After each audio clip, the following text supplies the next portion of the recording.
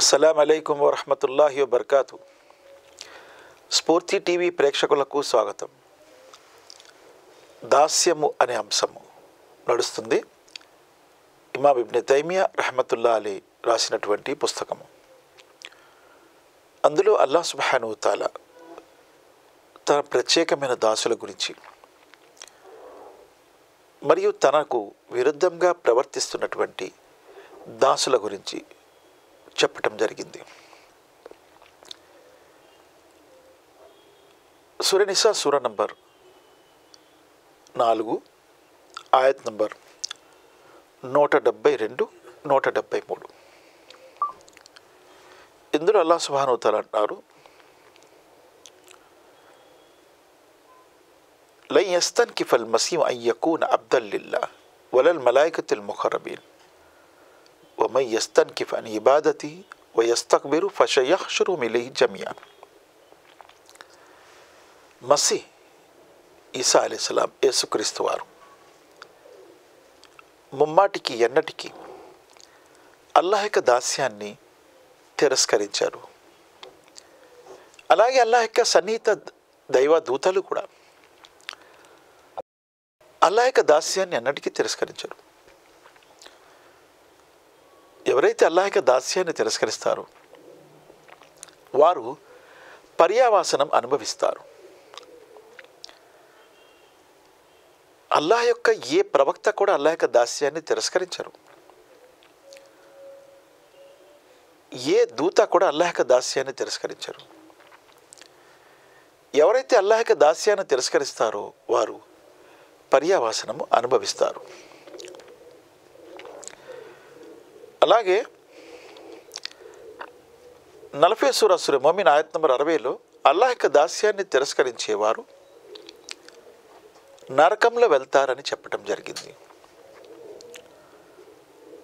వఖాల్ రబ్బుకుమ్ ఉదూని యస్తజిబ్ లకుమ్ ఇన్నల్ లదీన యస్తక్బిరూన అన్ ఇబాదతి సయద్ఖులూన జహన్నమ దాకిరీన్. మరి అలాగే హమీమ్ సజ్దా 41వ సూర ఆయత్ నంబర్ 38.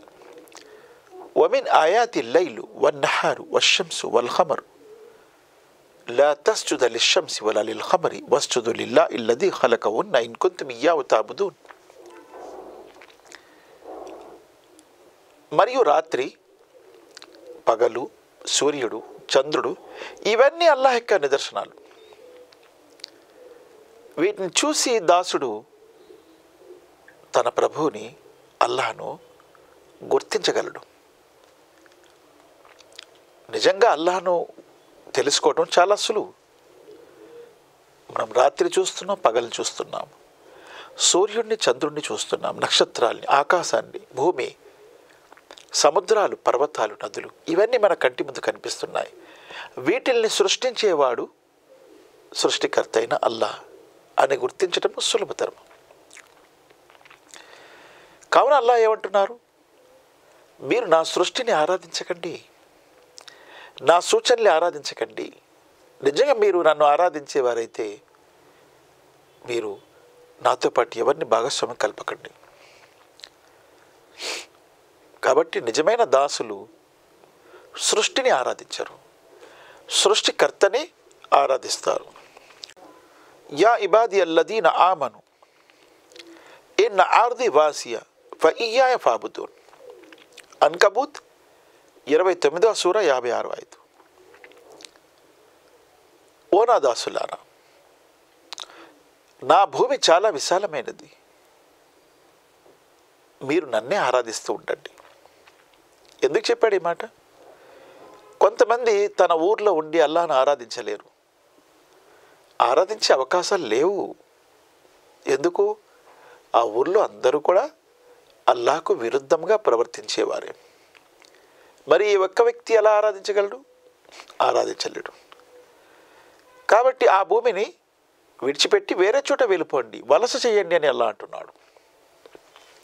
నా భూమి చాలా విశాలమైనది, నన్ను ఆరాధించే దాసులు కొంతమంది ఉంటారు కొన్ని చోట్ల, అక్కడికి మీరు వలసపోండి అని అల్లాహ్ ఇందులో అంటున్నారు. కాబట్టి ఇక్కడ వేరు అనేది చూపిస్తున్నాడు. అల్లాహ్ యొక్క స్వచ్ఛమైన దాసులు, అల్లాహ్ యొక్క విరుద్ధంగా వెళ్ళే దాసులు, స్వర్గానికి వెళ్ళే దాసులు, నరకానికి వెళ్ళే దాసులు.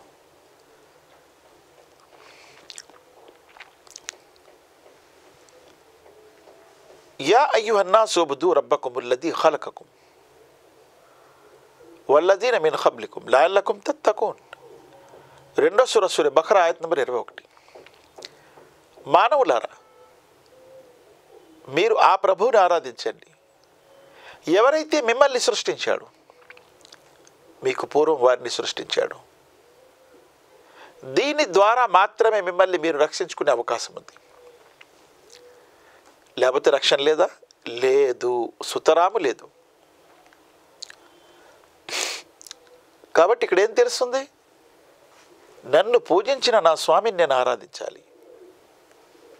నాతో పాటు నా కుటుంబ సభ్యుల్ని, నా వంశాన్ని, నా తండ్రి తాత ముత్తాతల్ని సృష్టించిన ఆ ప్రభువుని ఆరాధించమంటున్నాడు.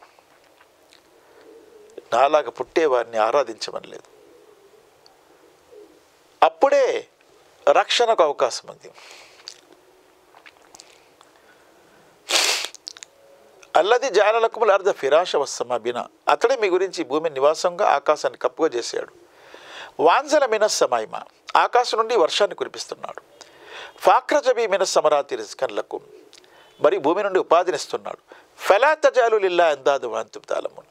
ఇవన్నీ తెలిసిన తర్వాత ఆ అల్లాహ్తో పాటు ఎవరైతే ఈ సృష్టి ప్రక్రియలన్నీ చేస్తున్నాడో ఆయనతో పాటు వేరే వారిని మీరు ఆరాధించకండి అని చెప్పడం జరిగింది. అలాగే మరొక చోట సూర జుమర్ సూరా నంబర్ 39 ఆయత్ నంబర్ 15. కుల్ ఇన్నీ ఉమిర్తు అన్ అబుదుల్లాహ ముఖ్లిసీన లహుద్దీన్, ముఖ్లిసన్ లహుద్దీన్. చెప్పండి ఓ ప్రవక్త ముహమ్మద్ సల్లల్లాహు అలైహి వసల్లం, నాకు అల్లాహ్ ఆజ్ఞ ఇచ్చాడు అల్లాహ్ని ఆరాధించమని, మరియు ధర్మము ఆయన కొరకే స్వచ్ఛంగా ఉంచమని. కలుషిత ధర్మం పనికిరాదు, కలుషిత ఆరాధన పనికిరాదు. ప్రత్యేకంగా స్వచ్ఛంగా అల్లాహ్ని ఆరాధించటము, ఇదే అల్లాహ్ స్వీకరిస్తాడు. ముఖ్లిసీన లహుద్దీన్, ధర్మం అనేది ఆయన కొరకే ప్రత్యేకించండి, కలుషితం చేయకండి. వేరే వారిని ఆరాధిస్తే ఆ ధర్మం కలుషితం అయిపోతుంది. వేరే వారి ఆజ్ఞల్ని పాటిస్తే ఆ ధర్మం కలుషితం అయిపోతుంది. అటువంటి ధర్మం అల్లాహ్ స్వీకరించడు. అలా లిల్లాహిద్దీనుల్ ఖాలిస్, ధర్మం అనేది అల్లాహ్ కోసం స్వచ్ఛంగా ఉంచండి అని అల్లాహ్ అంటున్నారు సూర జుమర్లో ఆయత్ నంబర్ 3లో కూడా. మిగిలిన విషయాలు తర్వాత భాగంలో విందాము.